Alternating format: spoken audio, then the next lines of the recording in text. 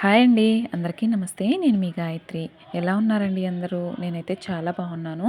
మీ అందరూ కూడా చాలా బాగుండాలి, అందులో నేను కూడా ఉండాలి అని కోరుకుంటూ ఈరోజు రెసిపీలోకైతే వెళ్ళిపోదామండి. ఈరోజు రెసిపీ అనేది చిన్న పిల్లలు కూడా చేసేయొచ్చండి. అంత బాగుంటుంది. అలాగే మనకి 5 ఇన్ 1 అని చెప్పుకోవచ్చు. ఇలాంటి రెసిపీస్ ఇలాంటి బిజీ టైంలో మనకి ఎంతో హెల్ప్ అవుతాయి అని అనుకుంటున్నానండి. అంటే కొత్తిమీర పచ్చడి 1 వీక్ వరకు మనకి ఇది స్టాక్ ఉంటుంది. అంటే చాలామంది చేసింది వచ్చేసి 1 ఆర్ 2 డేస్ వరకు ఉండి బూజు వచ్చేయడం అలా జరుగుతుందనమాట. బట్ ఈ మెథడ్లో అయితే ఒక్కసారి చేసి చూడండి. మీకు ఇటువంటి అద్భుతమైన రుచి ఎక్కడా చూసుండరు. ఇప్పుడైతే వీడియోలోకి వెళ్ళిపోదామండి.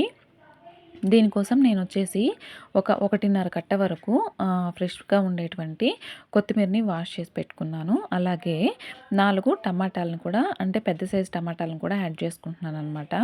అంటే కొద్దిగా పచ్చడి అనేది ఎక్కువగా చేస్తూ ఉన్నాను. ఎందుకనంటే నాకు ఒక 4-5 డేస్ వస్తుందండి ఈ పచ్చడి. మార్నింగ్ టైంలో మనకి హడావిడి లేకుండా ఇలాంటి పచ్చళ్ళు కనుక వారానికి ఒక్కసారి కనుక మనం ఒక 2-3 రకాల పచ్చళ్ళు చేసి పెట్టుకున్నామంటే మనకి మార్నింగ్ టైంలో వచ్చేసి మనకి అంత బిజీ టైంలో కూడా మనకి అంత చికాకు అనిపించదు అనమాట. మన లేడీస్కి వచ్చేసి ఇది చాలా హెల్ప్ అవుతుందండి. అందుకోసమే ఈ రెసిపీ అనేది మీ అందరితో షేర్ చేయాలి అనుకున్నాను అనమాట.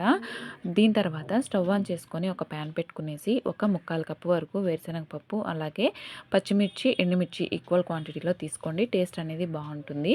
అలాగే ఒక స్పూన్ ధనియాలు, ఒక స్పూన్ జీలకర్ర వేసుకునేసి చక్కగా ఈ విధంగా మంచి అరోమా వచ్చేంత వరకు చక్కగా ఫ్రై చేసుకొని మిక్సీ జార్లో తీసుకునేసి అవి కొద్దిగా చల్లారనిద్దాము. అంటే వేడికి మిక్సీకి వేసామంటే అది ఎగిరి పడుతుందనమాట. సో అందుకనేసి అవి కొద్దిగా చల్లారనిచ్చుకొని మనం ముందుగా కట్ చేసి పెట్టుకున్నటువంటి టమాటాలని, అలాగే ఒక చిన్న నిమ్మకాయ సైజ్ అంతా చింతపండుని మీరు ఇందులో వేసుకోకపోయినా పర్లేదండి, నానపెట్టుకొనైనా వేసుకోవచ్చు. అలాగే ఈ వేరుశనగ పప్పులు వేయించుకున్నాం కదా, అందులో కూడా కొద్దిగా కల్లుప్పు అనేది యాడ్ చేసి పెట్టుకుంటున్నాను. అంటే ఉప్పు అనేది ఎక్కడ నేను యాడ్ చేయలేదు కదా, సో అందుకనేసి ఉప్పు అనేది వేసేసాను అనమాట. ఇప్పుడు టమాటాలు అనేది చక్కగా టమాటాల పైన ఉండే ఆ స్కిన్ మొత్తం సపరేట్ అయిపోయేంత వరకు చక్కగా ఫ్రై చేసేసుకున్న తర్వాత, ఇదిగోండి ఈ విధంగా ఫ్రై అయిపోయిన తర్వాత మనము కట్ చేసి పెట్టుకున్నటువంటి కొత్తిమీరను కూడా యాడ్ చేసేసుకోవాలన్నమాట.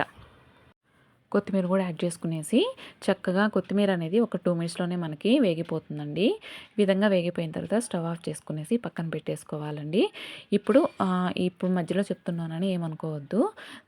ఎవరికైనా కనుక మన రెసిపీస్ ఈజీగా ఉన్నాయి, నచ్చుతున్నాయి అని అంటే కనుక కంపల్సరీగా ఒక సబ్స్క్రైబ్ చేసి ఒక లైక్ అయితే ఇవ్వండి. ఎందుకంటే ఇంత కష్టపడి చేస్తున్నప్పుడు ఒక లైక్, సబ్స్క్రైబ్ అనేది ఎక్స్పెక్ట్ చేయడంలో తప్పులేదు కదండి. సో అందుకని కంపల్సరీగా సబ్స్క్రైబ్ చేసుకోనని అయితే వీడియోని అనేది చూడండి.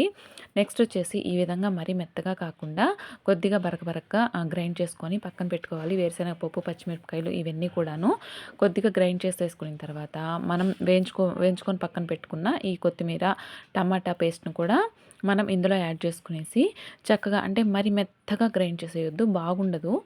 మనం రోట్లో దంచుకున్న ఫీల్ మనకి రావాలి అని అంటే ఈ విధంగా గ్రైండ్ చేసుకుంటే సరిపోతుంది. ఈ స్టేజ్లో ఉన్నప్పుడు ఉప్పు అనేది కొద్దిగా టేస్ట్ చేసుకొని, సరిపోకపోతే ఉప్పు అనేది ఇంకొద్దిగా యాడ్ చేసుకునేసి మళ్ళీ ఒక్కసారి తిప్పుకునేసి పక్కన పెట్టేసుకున్న తర్వాత మనము పోపు పెట్టుకుంటే బాగుంటుందన్నమాట. ఈ పోపు పెట్టుకోవడం వల్ల మనకి స్టాక్ ఉంటుంది పచ్చడి అనేది. ఒక 1 వీక్ 10 డేస్ వరకు ఫ్రిడ్జ్లో పెట్టుకున్నామంటే మనకి చాలా బాగుంటుందన్నమాట. మనకి ఇడ్లీలోకి, దోశలోకి, చపాతీలోకి, రైస్లోకి ఇలా చెప్పుకుంటూ పోతే చాలా ఉన్నాయి. వడలోకి, బోండాలోకి చాలా బాగుంటుందన్నమాట.